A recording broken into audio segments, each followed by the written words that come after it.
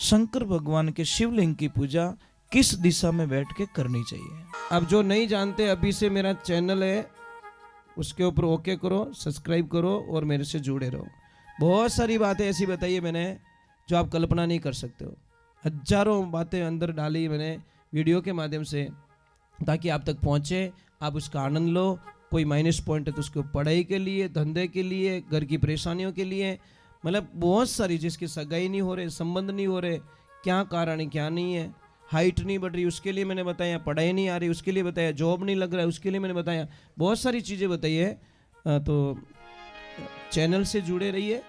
और चढ़ावा चढ़ाने वाले महापुरुषों की, सभी देवियों की,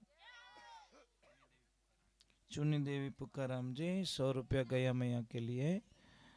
देखिए, जब तक हमारे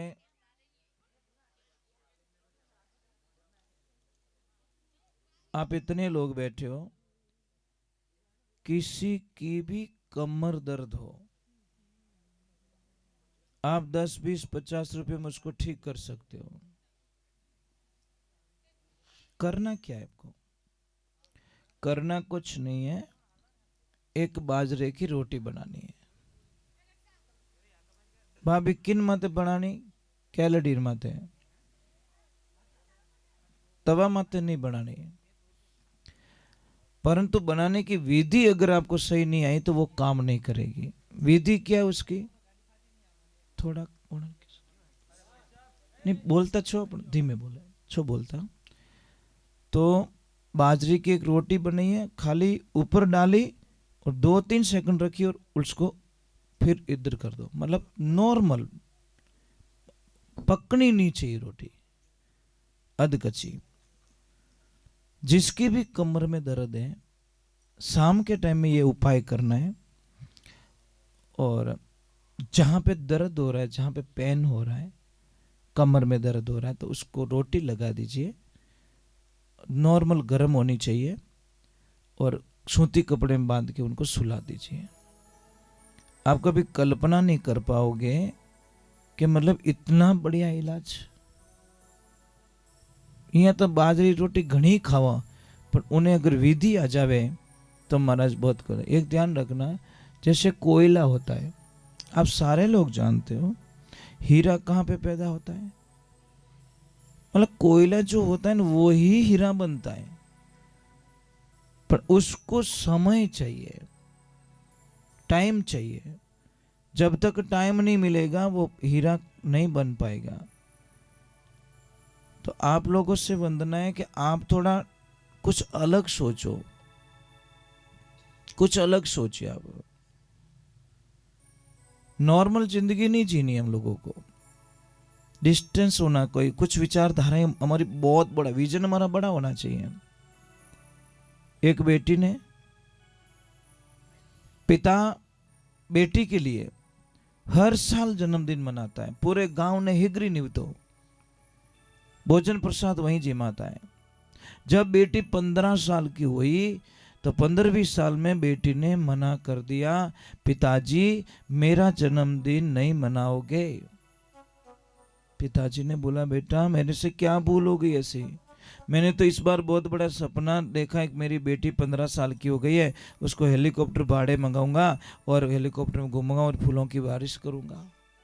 क्या? नहीं पिताजी, इतना करने की कोई आवश्यकता नहीं है। अब मेरा जन्मदिन आप नहीं मनाओगे, कोई खर्चा नहीं करोगे 1 रुपया का भी। पिताजी ने बोला, मेरे से बहुत बड़ी भूल हो गई है। तो पिताजी ने बोला कि बेटा तू बेटो गिने तो ही तू ही और बेटी गिने तो ही तू ही है, तू मना क्यों कर रही? पापा मैं कुछ नहीं जानती, परंतु मैं इतना जानती हूँ, मेरा जन्मदिन पे 1 रुपया का भी खर्चा नहीं करोगे आप।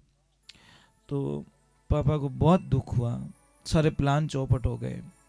जब कल जन्मदिन है, आज रात को पिताजी उस बेटी के कक्ष में जाते हैं।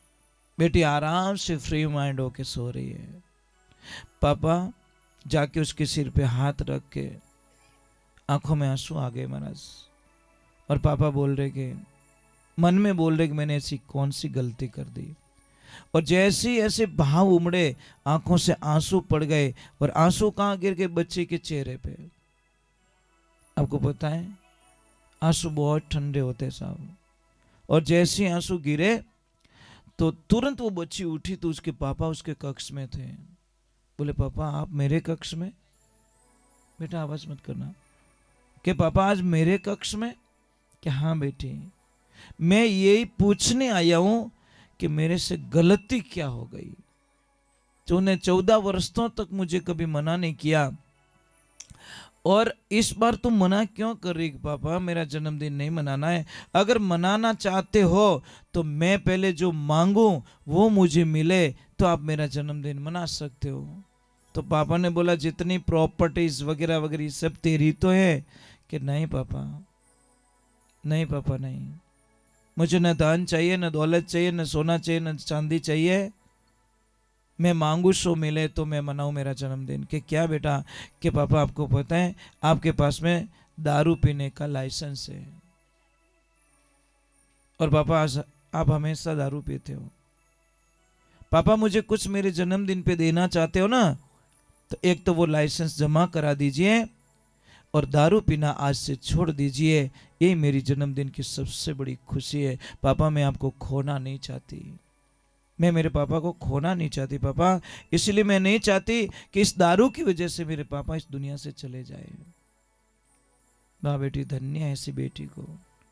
बेटियों एक बात का ध्यान रखना, एक बात गांठ बांध लेना। एक पिता जिंदगी में कभी रोता नहीं, कभी हिम्मत नहीं हारता, पर एक दिन बहुत रोता है जिस दिन उसकी लाडली ससुराल जाती है। पर फर्क इतना ही है, पिता की आंखों में न तो आंसू होता है और न ही उसके रोने की आवाज आती है। पिता बिना आंसुओं और बिना आवाज का रोने वाला सिर्फ इस दुनिया के अंदर कोई इंसान है तो सिर्फ वो आपके पापा है। ध्यान रखना, पापा ना तो आवाज कर पाएंगे और न ही आंखों में आंसू ला पाएंगे।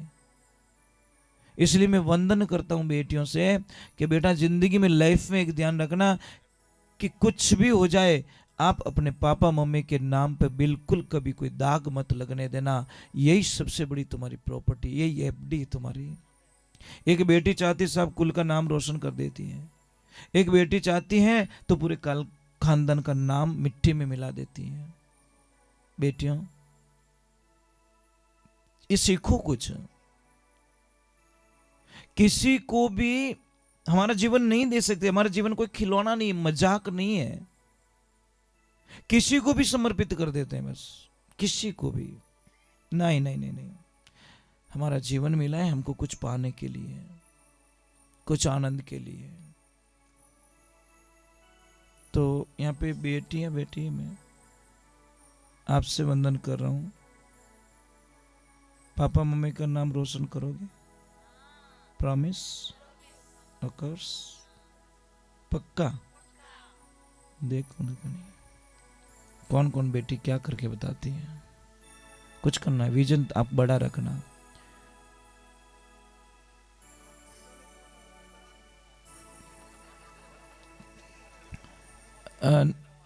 नहीं मेन चीज तो कहीं रिसा के बेटी एक दिन कोई कॉलेज मोड़ी आई तो पापा थोड़ा हाका कर दिया, गुस्सो कर दियो, मम्मी हाका कर दिया। बेटी ने रोती हुई पूछा कि पापा मेरी गलती यही कि मैं छोरी हूं जीनू, अन थारो बेटो रात 2:30 बजे आवे तो पूछो ही को नहीं। पिता ने बहुत सुंदर जवाब दिया, बेटियों सुनना। पिता ने कहा कि बेटा एक हीरा होता है ना, हीरा हीरो चाहे तो सो, पण विनमा तो कोई स्क्रेच पड़ गयो रहा ने तो इन मार्केट वैल्यू खत्म हो जावे। अने लोडारा गटर ने कितई ठीड़ो कितई स्क्रेच पड़ो विनी मार्केट वैल्यू कोई खत्म। तो बेटा कौन है बेटी कौन है? हीरे को तिजोरी में रखा जाता है।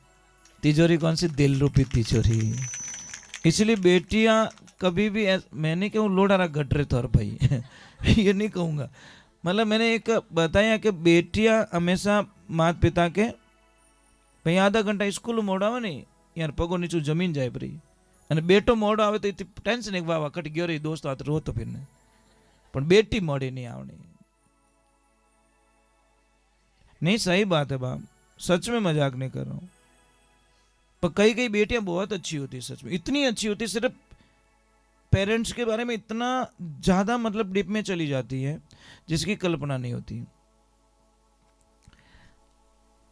लाइफ में आगे बढ़ना है कि वही रुकना है?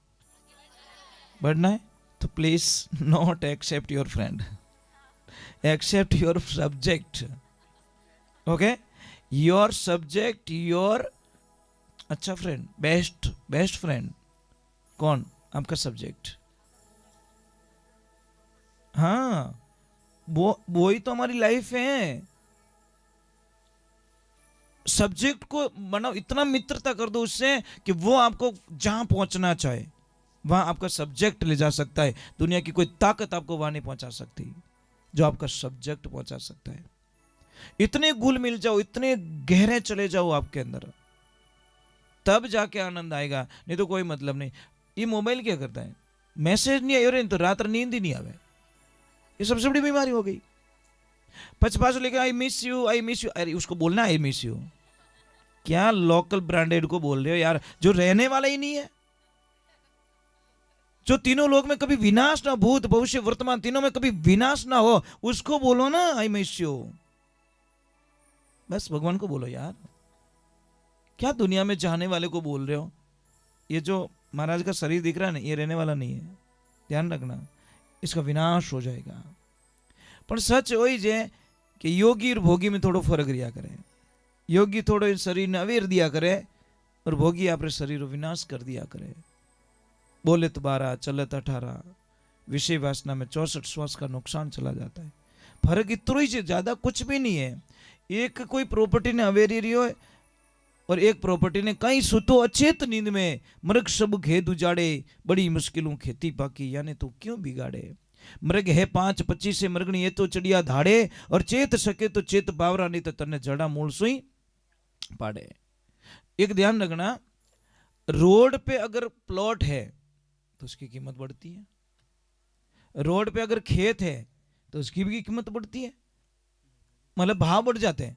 पर कोई आदमी अगर रोड पे है तो बेटा कोई चाय नहीं पावे यार, ये तो समस्या है। लोग कहीं गए हमारे ऑन रोड प्लॉट है, बापड़ो कोई आदमी रोड मत आएगा, बर्बाद होगी, भी कोई चाय नहीं पावे। हाँ मतलब वही तो प्रॉब्लम है। नहीं भाई, रोड में तो दुकान है तो भाव बढ़ी ओड़ा, रोड में तो खेत है तो भाव बढ़ी ओड़ा, रोड में तो प्लॉट है तो भाव बढ़ी ओड़ा, तो रोड में तो आदमी रहे तो भाव बढ़ना चाहिए। पर बापड़ा मिर्ची बड़ो नहीं धमे कोई दूसरी कहीं को नहीं। ये समस्या महाराज। महाराज एक ध्यान रखना, कोई राजन थे, राजा थे, महाराज थे, तो अपनी यात्रा लेके जा रहे, तो जैसे ही यात्रा जा रहे तो एक पत्थर यार कर्म में लग गया, खून आने लग गया। सेनापतियों ने इधर उधर देखा तो एक माता जी थे 80-90 साल की, और उनके साथ भी एक छोटा सा बच्चा, वो खड़े थे, मतलब कोई आम का वृक्ष था उसके पास में, और हाथ में पत्थर था। जाके मैया को पकड़ा और लाके राजा साहब के चरणों में डाला कि इस बुढ़िया ने तुम्हारे को पत्थर मारा, कौन सी सजा दी जाए। राजा बड़ा विवेकी था साहब, विवेकी आदमी थोड़ा फैसला डिस्टेंस का लेते हैं, अलग फैसले लेते हैं। उन्होंने बोला माँ मैंने आपका कुछ भी नहीं बिगाड़ा, तो मेरे को पत्थर क्यों मारा आपने?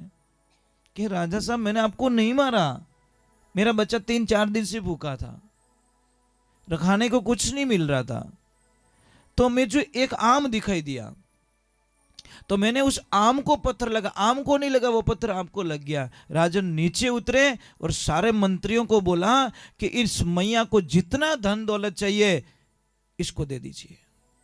सारे मंत्रियों ने बोला क्या राजा साहब आपको पत्थर मारा, आपको मतलब सिर पे चोट लग गई, फिर भी इनको धन दौलत दे रहे। अरे के पगलो, जिस आम को ये पत्थर मार रही थी वो इसे पत्थर नहीं दे रहा था, वो फल दे रहा था, और मैं तो इस नगरी का राजा हूं, मैं मेरी प्रजा के साथ मैं अन्याय कैसे कर सकता हूं।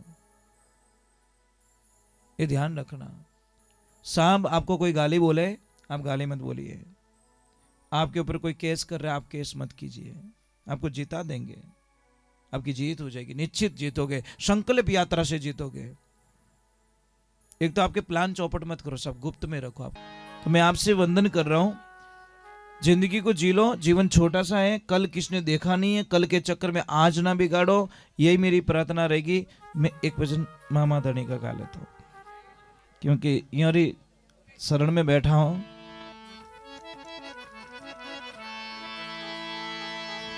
बोली मामा जी महाराज की। मुझे दो बात याद दिलाना आरती करूं तब, एक तो गुस्सा कम करने का साधना, और दूसरे नंबर जिसकी शादी हो चुकी है उसके लिए नहीं है, जिसकी शादी होनी है, सगाई होनी उसके लिए। बहुत ही बढ़िया मैं शास्त्रों में से चीज खोज के लाया हूं। मैं बताऊंगा कि उस लड़की को बहुत ही अच्छा पति मिले, मतलब जीवन को संवारने वाला, जीवन को समझने वाला। और देखो पुराणों की बातें झूठी तो नहीं हो सकती साहब, मानो तो और नहीं मानो तो राम राम। मैं आपको बताऊंगा कि एक अच्छा पति, नेक पति और अच्छा लड़का आपको कैसे मिलेगा, जिसकी सगाई नहीं हुई, इसके अब हो गई नहीं, वो प्लानिंग मत करना। अभी जिसको हो गई है ना, तो वो तो फालतू लपड़ो कर ही मत ही। जिसको नहीं हुआ है, तो शिव पुराण की बात बताऊंगा, मेरे मन की कहानी नहीं है, शिव पुराण में स्पष्ट लिखा है, वो मैं आपको बताऊंगा, क्योंकि मैं शास्त्र में पढ़ता हूं, मैं आपको शेयर करता हूं।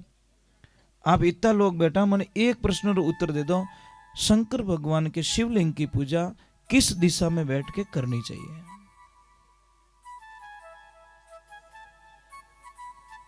बस यही समस्या है। बोलो। नहीं, हमारा फेस कौन सी दिशा में होना चाहिए ये बता रहा हूं मैं। पूर्व में नहीं साहब, गलत है। दक्षिण में भी नहीं है, मतलब उत्तर दिशा वाले ओके हैं, पश्चिम वाले गलत हैं, पूर्व वाले गलत है, दक्षिण वाले गलत है। अब मैं इसका रीजन बता लेता हूं। शिव पुराण में स्पष्ट उत्तर दिया गया। सूत जी महाराज कहते हैं, उनको प्रश्न किया गया कि शिवलिंग की पूजा हम कैसे करें। ऋषियों ने प्रश्न किया, तब उन्होंने कहा कि भाई आप उत्तर दिशा में बैठ के आप पूजा नहीं कर सकते। उत्तर में मैया पार्वता विराजमान है, वाम भाग में। आप पूर्व दिशा में नहीं बैठ सकते, पूर्व सन्मुख होता है, मतलब एकदम हम बैठ भगवान की पूजा नहीं करिया करें। पश्चिम दिशा में आप बैठ नहीं सकते, पश्चिम में शिव जी की पीठ होती है। दक्षिण दिशा एक खाली रखी है, दक्षिण दिशा में बैठ के उत्तर मुंह करके शिवलिंग की पूजा होनी चाहिए, ये ध्यान रखें। पर हम लोगों को पूजा करनी आए तो ना भाई, टाबरों की कोई गलती नहीं है साहब, इसमें टाबरों की गलती काढू को नहीं, क्योंकि यहाँ ने संस्कार मिले आपनो, आप करोगे ना तो ही से, एक ध्यान रखना। चलो मैं मामा जी महाराज का एक भजन गाता हूँ, फिर बाद में आगे। बोली मामा जी महाराज।